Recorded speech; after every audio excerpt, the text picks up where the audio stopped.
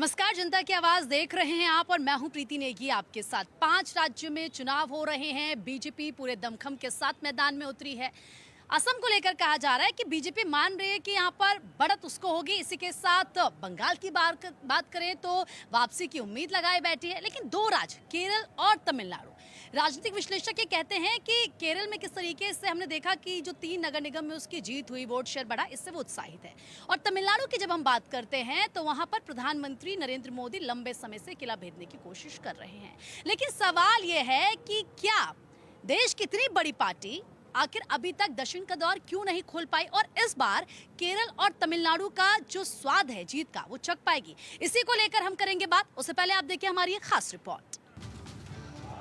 5 राज्यों के चुनाव में बीजेपी पूरे दमखम के साथ उतरी है। बंगाल में बीजेपी बढ़त मानकर चल रही है तो असम में वापसी की उम्मीद लगाए बैठी है। लेकिन राजनीति के जानकारों की नजर है साउथ के 2 राज्यों केरल और तमिलनाडु पर, जहां बीजेपी अपनी राजनीतिक जमीन मजबूत करने की भरसक कोशिश कर रही है। केरल में 3 नगर निगमों में मिली जीत लगातार बढ़ते वोटिंग प्रतिशत से बीजेपी उत्साहित है और सत्ता तक पहुंचने का हर समीकरण सेट कर रही है।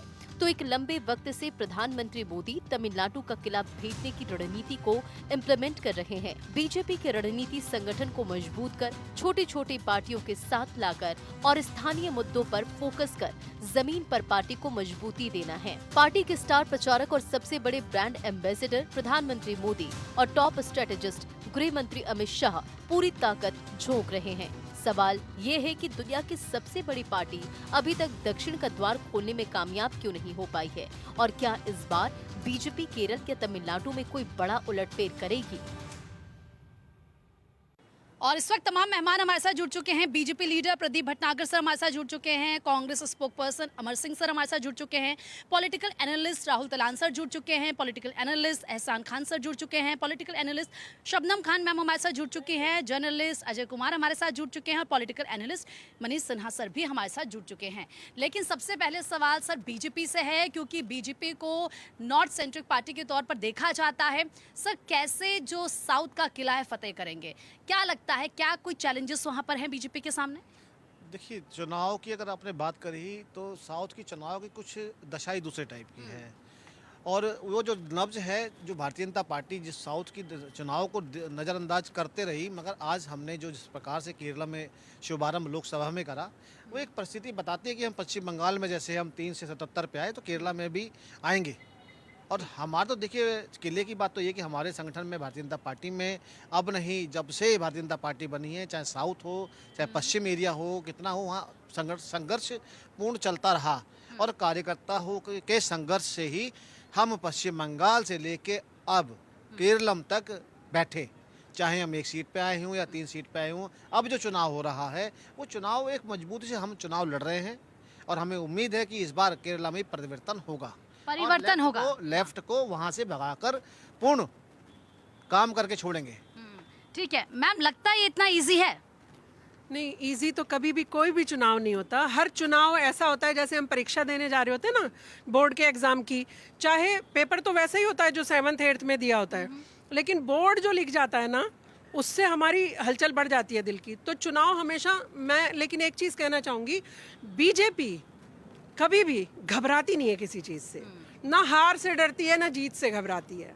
उसको क्योंकि जब आपने काम किया होता है ना, तब आपके पास जनता के पास ले जाने के लिए एक पूरी किताब होती है, मैंने ये काम किया, मैंने ये काम किया, मैं और विकास दे सकता हूँ। लेकिन विजय थलापति भी कहीं ना कहीं साउथ में कुछ अपना अच्छा करेंगे, मैं फ़ैन भी हूँ उनकी, पर शायद उनकी विचारधारा अभी मुझे जाननी है और ज़्यादा कि किस तरफ जाती है उनकी विचारधारा। कहने के लिए तो सब गरीब दलित है ना, सब लोग नाम लेते हैं, कांग्रेस भी नाम लिया करती थी, लेकिन मुसलमानों को भी मारा, दलितों को भी मारा, गरीबों को भी मारा। गरीबी दूर करेंगे, लेकिन गरीबी दूर कर दिए, मगर गरीबी दूर नहीं हो पाई आज तक। मैं कह रही हूँ कि साउथ में मुझे लगता है कि एक नई दिशा तय करेंगे साउथ के लोग और भारतीय जनता पार्टी को भारी बहुमत से विजयी बनाएंगे और विजय थलापति भी उसमें एक नया एंगल होंगे, क्योंकि वोट बैंक में अगर सेंध लगेगी तो उनके लगेगी, बीजेपी को नहीं लगेगी। ठीक है, वोट बैंक में अगर सेंध लगेगी तो किसकी लगेगी? बीजेपी की तो कह रहे हैं कि लगता है इस बार बीजेपी का परचम लहराएगा और अच्छा प्रदर्शन बीजेपी करेगी, लगता है ऐसा कांग्रेस को?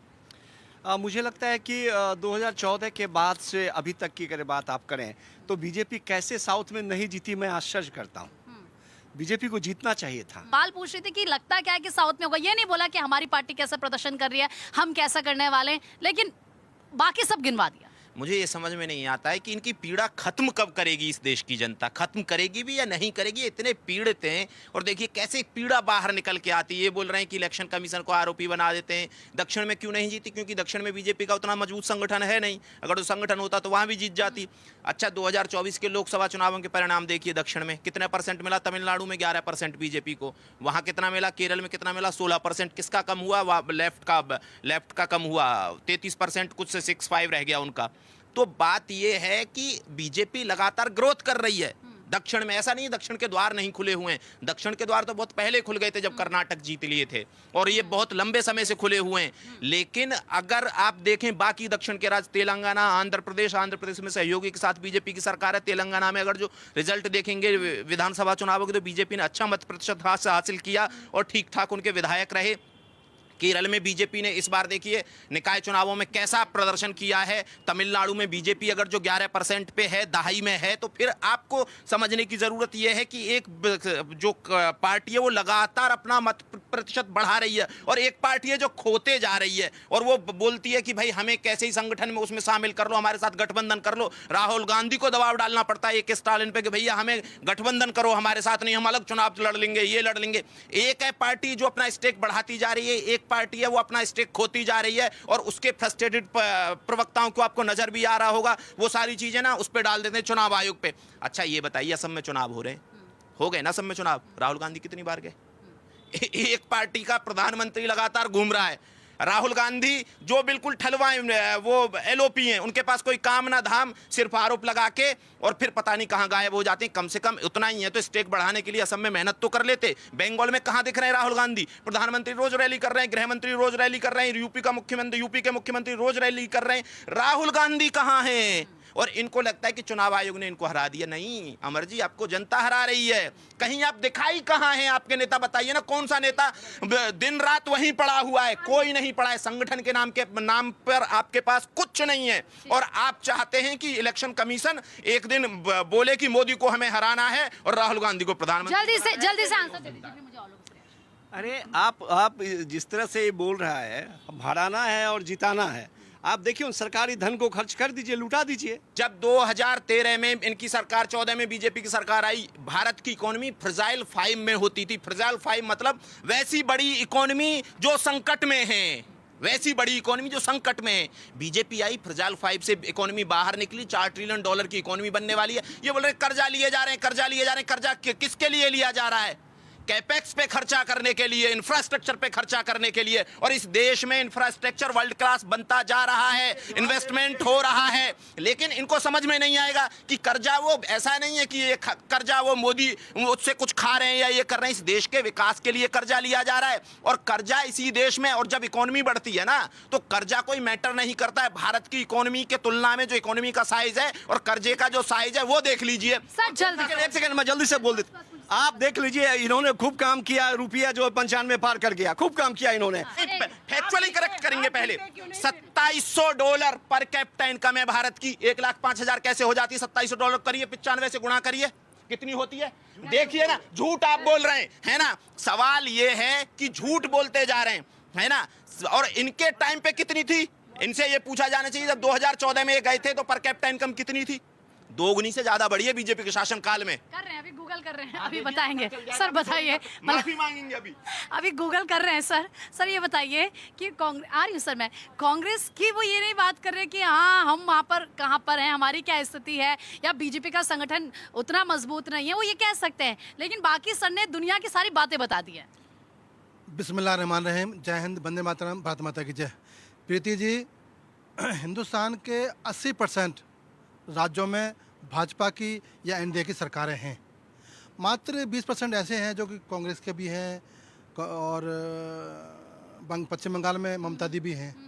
तो इनको ये समझ क्यों नहीं आ रहा कि जो भाजपा का विकास रथ 14 जो चला है वो रुक नहीं रहा है इनसे, वो दिन ब दिन आगे बढ़ रहा है और आगे राज ले रहा है। रही बात दक्षिण की, दक्षिण में अब भाजपा पहुंच गई है और दक्षिण को फतेह कर कर वहाँ विकास की रथ बहाएगी। अभी बात हुई थी कर्जा है हमारे पास, तो मैं एक किसान का बेटा हूँ। जब कोई किसान या कोई व्यापारी या कोई परिवार अपना गहना रख कर कर्जा लेगा तो उसके लिए वो बड़ी शर्मसार की बात है। इस देश में सोना गहना किसने रखा था? और जब गहना तब रखते हैं कि तब देश के पास कुछ नहीं होता।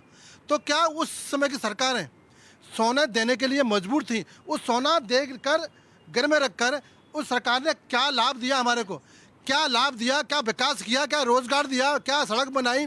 क्या हाईवे बनाए? क्या हवाई जहाज उड़ाए या कोई एम्स बनाए? तो उस जो सोने को हम गिर में रखा, ये बड़ी दर्दनाक कहानी है। अगर मैं एक परिवार का सदस्य हूँ, मुखिया हूँ, और मैं अपने सोने रखकर कर्जा ले रहा हूँ किसी काम के लिए, उस कर्जे को कहाँ लगा रहा हूँ वो मुझे पता है, लेकिन कांग्रेस ने वो सोना कर्जा ले कहाँ लगाया आज तक नहीं बता पाई। एक बात और कहना चाहता हूँ, पश्चिम बंगाल में आज वहाँ का मुसलमान अल्लाह से दुआ कर रहा है कि ममता जाए और हम कूड़ा बेची से बच जाएं, क्योंकि पश्चिम बंगाल का मुसलमान जो बहुत गरीब है, जो पछड़ा है, आज पूरे देश के अंदर देखो हर शहरों में कूड़ा बेचते नजर आएंगे, झुग्गियों में रहते नजर आएंगे, भीख मांगते नजर आएंगे। तो वो दुआ कर रहे हैं कि ऊपर वाले ममता को हटाएं और भाजपा को लाएं। जैसे उत्तर प्रदेश में विकास हुआ है, जैसे बिहार में विकास हुआ है, ये दोनों राज्य ऐसे थे, बीमारू राज्य थे। आज इनका दिशा बदल गई है। पश्चिम बंगाल में भी ऐसा होने वाला है कि ममता गई और भाजपा आएगी और जो हमारे मुसलमान गरीब हैं वो कूड़ा बीनने से मुक्त होंगे।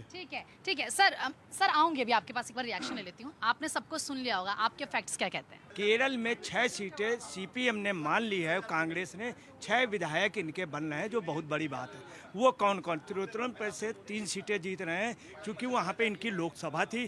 30 विधानसभा में सेकंड नंबर पे रहे हैं, सेकंड और थर्ड पे लोकसभा में 2024 में। दूसरा 3 जगह और जीत रहे हैं, एक फलक्कड़ से एक विधानसभा, एक कासनगोड से, एक त्रिशूर से, जो निश्चित तौर पे 6 एमएलए इनके जीत के आ रहे हैं। अब आइए तमिलनाडु में क्या पोजीशन। केरल में आपको बता रहे हैं इनको 17% वोट मिला। चौंकाने वाली बात यह है कि वहीं पे कम्युनिस्ट पार्टी को 26% वोट मिला। कम्युनिस्ट पार्टी का वोट जो है वो कम हो रहा, चूंकि लगातार 3 बार इनकी सरकार, इस बार और कम होगा? हाँ, 5% निश्चित तौर पे कम हो रहा। अब वो 5 मिलेगा किसको? अगर वो बीजेपी को 5 में 3 मिल जाता तो दोनों का परसेंटेज बराबर आ जाए, मगर कतई ऐसा नहीं कि सीपीएम और बीजेपी का वोट ऑफ परसेंटेज बराबर होगा। मगर बीजेपी लगभग 30 विधानसभा सीटों पे ही फाइट करेगी, क्योंकि बीजेपी ने लास्ट में क्या किया, 30 विधानसभा में केंद्रित अपने को किया, मगर इसका रिजल्ट बहुत बुरा होगा कांग्रेस के लिए। दूसरी आपको, कांग्रेस भी अपनी जिंदगी में इंदिरा गांधी अपने जीते जी तमिलनाडु में जीत नहीं पाई। तो कुल मिलाकर के ये है कि बीजेपी के वहाँ पे खाते खुलेंगे, एक अच्छी उपस्थिति होगी। सरकार नहीं बनेगी। सरकार ठीक है। क्या लगता है, क्योंकि साउथ को कोशिश तो कर ही रहे हैं, हम देख रहे हैं प्रधानमंत्री नरेंद्र मोदी वहाँ पर जाते हैं, उनके लोगों से जब मिलते हैं तो उन्हीं की भाषा में बात करने की कोशिश करते हैं, अपने संबोधन की शुरुआत करते हैं। इन चीज़ों का, छोटी छोटी ऐसी बहुत सारी चीज़ें, इनका असर होता है? और क्या वाकई जब इलेक्शन होते हैं तो क्या वोटों में वो तब्दील हो पाता है? तो बना कम। तो सबसे इम्पॉर्टेंट चीज़ क्या है कि बीजेपी हमेशा दूरदर्शी प्लान बनाती है, वो कभी भी परजेंट या शॉर्ट टर्म पर प्लान नहीं करते। इसका एग्जांपल आपको अभी जस्ट बिहार से देता हूँ। बिहार में ये चाहते तो 29 तारीख के बाद भी सीएम चेंज कर सकते थे, क्योंकि सीएम जो नीतीश कुमार इतना बड़ा फेस है, पिछले 20 सालों से सीएम बने हुए थे, उनको एकाएक हटाना तो कंफर्म था, लेकिन हटना, और वो भी तमिलनाडु और आपका वेस्ट बंगाल के इलेक्शन से पहले इसका इम्पैक्ट पड़ सकता था। इसके बावजूद बीजेपी ने प्लान एग्जीक्यूट किया और जो उनके डिप्टी चीफ मिनिस्टर थे उसी को दिया। तो ये लंबे तरीके से सोचते हैं। यही चीज़ केरलम हो या तमिलनाडु हो, तो यहाँ पर इनको सरकार तो नहीं बनने जा रही है, लेकिन केरलम में तकरीबन 10 से 11 सीट इनको मिलने की पूरी संभावना है, जिसके कारण लेफ्ट और कांग्रेस जो वहाँ अभी गुत्थम गुत्थी कर रहे, दोनों मिलकर सरकार बनाएंगे। तब पता चलेगा कि केरला में जो अभी लेफ्ट और कांग्रेस आपस में लड़ रहे हैं, मर रहे हैं, और केरला में लड़ते हैं लेकिन जाके सेंटर में और वेस्ट बंगाल में एक हो जाते हैं। अब ये केरल में भी एक होने वाले हैं। हाँ, और जो उसके बाद जो सेकेंड इशूज़ है तमिलनाडु में भी 5 या 10 बीजेपी के एमएलए आएंगे, लेकिन जो सरकार बनेगी वो मोस्ट प्रोबेबली एनडीए की बनेगी, क्योंकि जो 10 सालों का एंटी इनकम्बेंसी है डीएमके के खिलाफ, उसका कुछ पोर्शन AIDMK लेगी, उसके बाद विजय लेगा और कुछ ना कुछ बीजेपी लेगी। तो बीजेपी दक्षिण में शुरुआत कर चुकी है, अगले 5 से 10 सालों में किला भी फतह करेगी। ठीक है सर, क्योंकि अभी हमने सुना किस तरीके से सर की तरफ से भी कहा गया थोड़ी मुश्किलें तो हैं, लेकिन अमर सर तमाम आरोप सीधा सीधा बीजेपी पे लगा रहे थे, कह रहे हैं आप लोग करते क्या हैं, और सीधा सीधा ये कह रहे हैं कि इलेक्शन कमीशन को लेकर फिर से आप लोगों को घेर रहे हैं। तो मतलब क्या ये मान ले कि वो ये सोच रहे हैं कि उनका तो खाता खुलने वाला नहीं है, और अगर ऐसा होता है तो इसके पीछे इलेक्शन कमीशन होता है, या फिर वेस्ट बंगाल को लेकर क्या कहेंगे? देखिए, अभी जो इलेक्शन कमीशन के ऊपर जो साहब जी ने जो टीका टिप्पणी करी, मैं उसे बता दूं, जब इनकी ही राहुल गांधी जी की बहन जी जब लड़ने गई वायनाड से और बहुत भारी मतों 3.5 लाख वोटों से ऊपर जीती, तो क्या वो कैसे जीती? उस समय निर्वाचन आयोग नहीं था क्या? जब राहुल गांधी बहुत मुंह के बल गिरे और बुरी तरह से एक पैथरिक सीट, दादा लाई सीट हारे, उस पर भी तो कुछ कमेंट करना चाहिए ना, वो जनता ने हराए ना। तो ये निर्वाचक जनता को नहीं बोलेंगे, अरे भाई आपकी जो है तेलंगाना में सरकार है, बताइए क्या विकास करा आपने, आप बताइए आपने क्या लाख की वहाँ उन्नति कर दी, आपने क्या कर दिया? वहाँ पे जीत के झूठ बोल के DK शिव कुमार ने वहाँ मदरसों में मस्जिदों में जाके वहाँ ऐलान करा कि मुसलमानों को 4% से ज़्यादा वो देंगे, आरक्षण देंगे, आपको ये सहूलियत देंगे, आपको व्यापार करोगे, कार दोगे तो आपको 5 लाख रुपए सरकार देगी, बाकी सब फ्री। ये जिस तरह झूठों से जीते ना वहाँ पे, सबको पता है, इनका नामो निशान भी खत्म कर दिया था। रही अब आइए कर्नाटका की बात, चलते साउथ फिर चलते हैं। आपने बंगाल के बारे में भी बात की ना, बंगाल में इनके जो नेता विपक्ष रहे चौधरी साहब, बताइए ना, अभी राष्ट्रीय अध्यक्ष इनके अभी मैनिफेस्टो जारी कर रहे थे, वो तो एक बहुत बड़ा चेहरा है, पश्चिम बंगाल के नेता है, कहाँ थे वो? उनकी मदद के लिए कोई नहीं, उन्होंने लोकसभा चुनाव हरवा दिया। इनकी करनी कतनी बड़ी खराब है। बिहार की बात हुई अभी यहाँ पे, बिहार के विषय में भी चल रही बात, मैं पूरी करता हूँ। बिहार में चुनाव में श्री राहुल गांधी जी गए थे, थकान इतनी हो गई कि विदेश चले गए। तो जो देश को सीरियस नहीं लेता वो चुनाव को क्या लेगा? आज साउथ के अंदर चुनाव है, देखिए हमारे जीते, ये बात की बात है, हम संघर्षशील हैं, संघर्ष कर रहे हैं। चुनाव जनता का काम है, हमारा काम अच्छा लगेगा देश के अंदर तो केरला के हों, चाहे तमिलनाडु हों, चाहे पांडिचेरी हो, वो हमें वोट देंगे। हमारा काम है जनता तक पहुंचना। मेरे प्रधानमंत्री जनता तक जा रहे हैं और अपनी बात को रख रहे हैं। ठीक है मैम, जल्दी सर। प्रीति जी, अब जो चुनाव होते हैं ना, अब वो ये जो आंकड़े शाकड़े और सब लेकर घूम रहे हैं ना, इस पर नहीं होते हैं। अब जनता देखती है मेरा नेता मेरे लिए काम क्या कर रहा है। अब जनता देखती है मुझे क्योंकि देश से बहुत प्यार बढ़ा है, मोदी जी के आने के बाद ही बढ़ा है, लेकिन बढ़ा है। अब जनता ये देखती है कि प्रधानमंत्री ने देश को कितना मजबूत किया, कितना हम जो इतने जो हमारे हथियार खरीदे गए, किस तरह से हमें सशक्त किया गया। भारत को भी तो सुदृढ़ रखना है ना, सुरक्षा के प्रति भी तो हमें जिम्मेदारी निभानी है। कांग्रेस वाले भाई मेरे सिर्फ एक चीज़ देख रही हैं, आप बस गूगल सर्च करे जा रहे हैं। गूगल सर्च करने से चुनाव नहीं जीते जाते अमर भाई, चुनाव जीते जाते हैं जमीन पर काम करने से। जनता के दिलों को हैक करना पड़ता है। ना चुनावों में EVM हैक होती, ना चुनावों में और कोई ये बंडलबाजी होती। आपको सिर्फ बीजेपी को गाली बकने के अलावा और कोई काम ही नहीं है, प्रधानमंत्री मोदी जी को गाली बकने के अलावा कोई काम नहीं है। इससे अच्छा तो आप जनता को अगर ये बताते हैं भाई मोदी जी ये दे रहे हैं हम ये देंगे, भाई फलानी पार्टी ये कर रही है हम ये करेंगे, तो शायद इक्का दुक्का सीट आपकी बढ़ जाती। पर अभी तो आपका बोरिया बिस्तर सब जगह से पैक ही रहना है। ठीक है सर, जल्दी जल्दी जवाब दीजिए। कह रहे हैं आप बताते ना जनता को कि भारतीय जनता पार्टी ये कर रही है हम ये करेंगे, लेकिन आप लोग हैं कहाँ? कांग्रेस पार्टी क्या कर रही है? मेहनत कर भी रही है क्या जमीन पर? फिर कहते हैं कि बीजेपी तो इलेक्शन कमीशन की वजह से जीत गई। अगर कांग्रेस पार्टी नहीं है, इतने के बावजूद भी अगर 99 सांसद जीत करके आया है, तो इसका मतलब है कि हमारा नींव है बचा हुआ। तो फिर वो 99 कैसे जीत जाते हैं? तो मैं वही तो कह रहा हूँ, इतने के बावजूद भी अगर 99 सांसद जीत इतने के बावजूद जीत जाते हैं, इतने के बाद भी अगर आप देख लीजिए, आप देख लीजिए, अच्छा एक मिनट प्रीति जी, हमारे कांग्रेस के प्रवक्ता बहुत अच्छे मित्र हैं हमारे, हाइट भी ठीक है माशाल्लाह, बॉडी भी ठीक है। 60-65 वर्ष इन्होंने वहाँ पे राज किया। और हम सब लोग भी नहीं, मैं तारीफ करूँ उनकी। 60-65 वर्ष इस देश में आज़ादी के बाद में राज किया कांग्रेस ने। तो क्या चुनाव आयोग इनकी मुट्ठी में था, CBI की मुट्ठी में थी? तो ये पहले तय कर लें कि एक सत्ताधारी कांग्रेस ने वर्षों वर्ष यानी कि 5 दशक तक 10 दशक तक राज किया है, तो क्या कांग्रेस को भाजपा को नहीं आने दिया या और पार्टी को नहीं आने दिया, सबको दबा कर रखा, आपातकाल लगा दिया, तो क्या इन्होंने उसका इस्तेमाल किया था? अब आ जाओ बात कि कहानी क्या है। राहुल जी को सपना आया था 1924 में कि मैं भारत जोड़ो यात्रा करूंगा और मोहब्बत की दुकान खोलूंगा। अब सब सपने वरना आने बंद हो गए या सपने नहीं देख रहे हैं वो, उनको सपने देखना चाहिए कि अब मैं एंड की कगार पे हूँ और मैं कब आगे आऊँगा। तो उनका सपना अब खत्म हो गया है, कांग्रेस दिशाविहीन है। आज मोदी जी के नेतृत्व में देश मजबूत हुआ है।